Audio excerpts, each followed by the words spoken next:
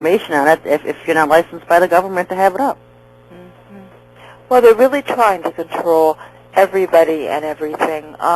The thing about the vitamin supplements and legislating away our rights to take vitamin C, basically legislating away our rights to control our own lives. Right. And, the amount of, these guys are control freaks. Now, the ultimate control is to decide who lives and who dies. That is the big control. And apparently they are going for the big control. It's very sad because, it is a total perversion of life. It is a total perversion of the capabilities that we are given as human beings. That this is where these guys' souls have gone. Yeah, and how people can be so fooled into thinking that our government is still protecting and defending the Constitution of America when they pass acts like the Patriot Act with all these hidden clauses and intents and purposes in it. If this Section 817 is taking place in Santa Monica, California, that they've got it going implemented in every other city and every other state. Right, exactly. It isn't the Santa Monica law, it's a national law. Yeah, this is national. I mean, the Patriot Act's national, which means every city is going to have to set this up. And they probably already have. I mean, I've seen the water work done here. I think so. Actually, it appears so. Yeah. It really gives you no choice. People having to leave their homes and head for the country just to survive when it gets down to it. Mm-hmm. Or head for the mountains. Yeah, head to the mountains, and that's where they're going to be. That's what they say. That's what they always say. When the end is near, head for the hills. Yeah, and then they're just going to chemtrail you to death. Mm-hmm. And we'll be targeting the hills. Everywhere you turn, there's another disaster waiting. There's something waiting. I took the last 2 weeks off. I said the world's going to go to a hell in a handbasket if I'm here or not. I needed a break. I took 2 weeks off. I've been hammering this stuff for years. Just day in and day out, 19 websites, 2 radio shows. And it just gets to you. It's like, what good is it? Is it doing any good? Well, then you hear from people, but certainly it's a seesaw. The attacks on one end and the people you can help on the other.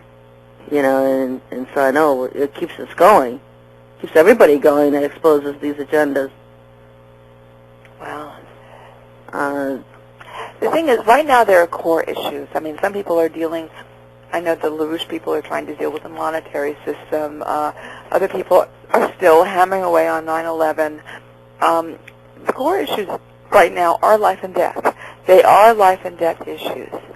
And I believe that if all the concerned citizens, all the people who are marching and writing letters, all of which is very, very good-hearted but seems to be very ineffective right now, if they could mobilize around core issues, which are life and death issues, that maybe we would be able to make an impact.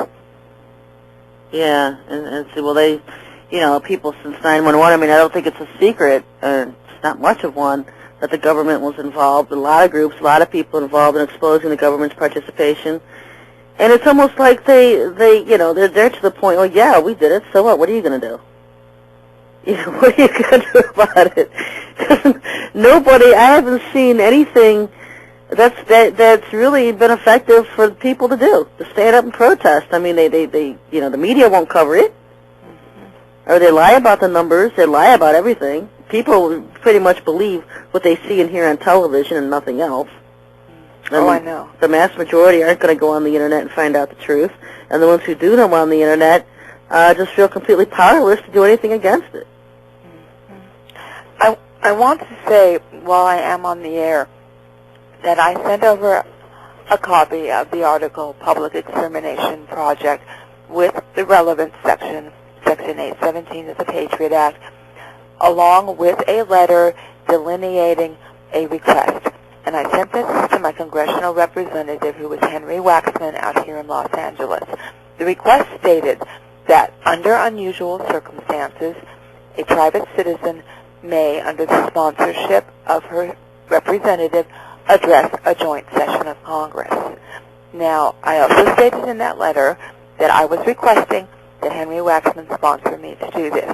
I stated that following the upheaval in this country after the attacks of 9/11, I do not believe the U.S. Congress intended to legalize genocide. Unfortunately, it appears to have been the case. I sent this letter over to Henry Waxman over a month ago. He has been completely silent. There has been no response. I am urging those who are listening to the program, who support my efforts, to call Henry Waxman's office either in Washington, D.C. or in Los Angeles and support my request. He is an elected representative. He was not elected to have his citizenry killed. He was elected to uphold the Constitution and the Bill of Rights. He needs to be held accountable. Yeah, they're still being elected, as we know, to uphold the Constitution and not uphold the Patriot Act. Right. There is a law in the Constitution that negates, it says any law that's passed that runs contrary to the Constitution is illegal. And so this whole Patriot Act, basically based on the Constitution, is illegal in itself, cannot be enforced because it's illegal. There are a couple of laws that seem to negate either the Patriot Act as a whole or parts of the Patriot Act. One is Title 18, Section 242, which is deprivation of civil rights under color of law, which is exactly what the Patriot Act did. Right. There's also a law that is actually makes genocide illegal. But Section 817 of the Patriot Act seems to be running counter to that, seeing that the expansion of the biological weapons statute applies to domestic issues. So we have conflicts now. We have almost irreconcilable conflicts in law. Somebody needs to stand up and address this. Henry Waxman is a Democrat. He also happens to be Jewish, but he is a Democrat, and he needs to stand up and state that he did not get elected, he did not run for office, he did not swear to uphold the Constitution in order to avert his eyes while plans are being made to kill the citizenry. Right. And if everybody contacted their own, some kind of massive effort getting together, because we know this has got to be happening in every state now.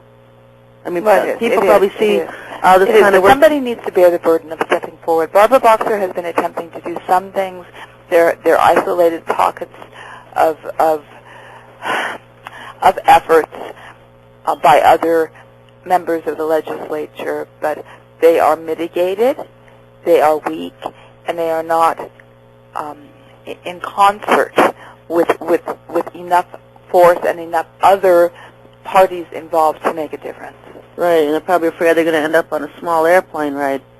well, you know, I believe probably Representative Waxman is probably afraid of the airplane ride, which is probably why he's not responding. Yeah. But he needs to have some guts.